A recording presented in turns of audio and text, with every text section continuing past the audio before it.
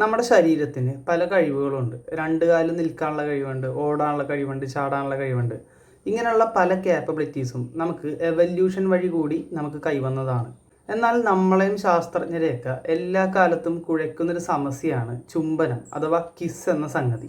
അതായത് അതിജീവനത്തിനോ പ്രത്യുൽപാദനത്തിനോ ഒന്നും ഒരു തരത്തിലും സഹായിക്കാത്ത ഈ പ്രക്രിയ ജീവിവർഗങ്ങളുടെ ഇടയിൽ എങ്ങനെ ഇത്ര സർവ്വസാധാരണമായി എന്നുള്ളത് ഒരു നിഗൂഢതയാണ്.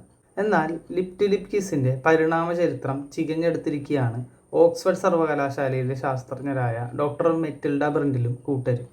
ഏതാണ്ട് 2.1 കോടി വർഷം മുമ്പ് ആൾക്കുരങ്ങൾക്കിടയിലാണ് ഈ ഒരു ചുംബന രീതി ആരംഭിച്ചത് എന്നാണ് കണ്ടെത്തൽ. നമ്മൾ ഹോമോസാപ്പിയൻസിൻ്റെ പൂർവികരിലും ആൾക്കുരങ്ങളിലുമൊക്കെ ഈ ഒരു പ്രവണത ഉണ്ടായിരുന്നു. എന്തിന്? നിയാണ്ടർത്താലുകളും നമ്മുടെ പൂർവികരും ഭൂമിയിൽ ഒരുമിച്ച് ജീവിച്ചിരുന്ന കാലത്ത് ആധുനിക മനുഷ്യരും നിയാണ്ടർത്താലുകളും ഇങ്ങനെ ചുംബിച്ചിരുന്നു എന്നാണ് ബ്രിൻഡിലും സംഘവും പറയുന്നത്.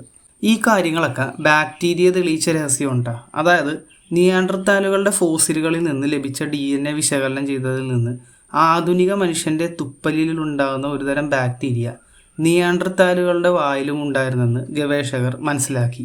ഇത് നിയാണ്ടർത്താലുകളും മനുഷ്യരും ചുണ്ടോട് ചുണ്ട് ചുംബിച്ചിരുന്നതിൻ്റെ തെളിവാണെന്നാണ് ബ്രിൻഡിൽ പറയുന്നത്.